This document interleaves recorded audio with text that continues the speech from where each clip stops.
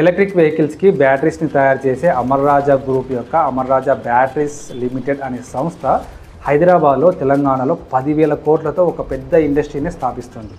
అదే అమర్ రాజా గిగా కార్డర్. 264 ఎకరాల్లో బెంగళూరు హైవేలోని మహబూబ్ నగర్ జిల్లాలోని దివిటిపల్లి అనే ఒక పారిశ్రామిక వాడలో ఈ కంపెనీని స్థాపిస్తోంది.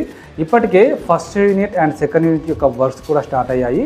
థర్డ్ యూనిట్ని 1900 కోట్లతో స్టార్ట్ చేస్తుంది. దీన్ని రీసెంట్గా మినిస్టర్ శ్రీధర్బాబు గారి చేతుల మీదుగా స్టార్ట్ అయింది. సో టోటల్గా 10 సంవత్సరాల్లో 10,000 కోట్లను ఇన్వెస్ట్మెంట్ చేస్తుంది. దీని ద్వారా 4,500 మందికి ప్రత్యక్షంగా పరోక్షంగా ఎంప్లాయ్మెంట్ కూడా రాబోతుంది.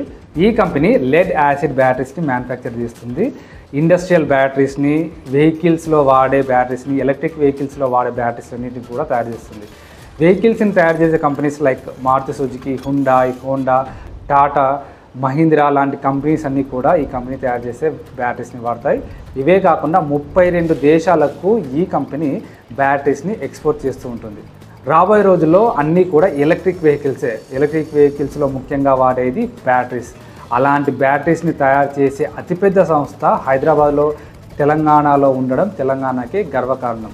ఇలాంటి ఒక అతిపెద్ద బ్యాటరీస్ మ్యానుఫ్యాక్చరింగ్ సంస్థ హైదరాబాద్లో ఉండడం హైదరాబాద్ని, తెలంగాణని ఇండస్ట్రియల్ డెవలప్మెంట్లో టాప్లో ఉంచుతుంది.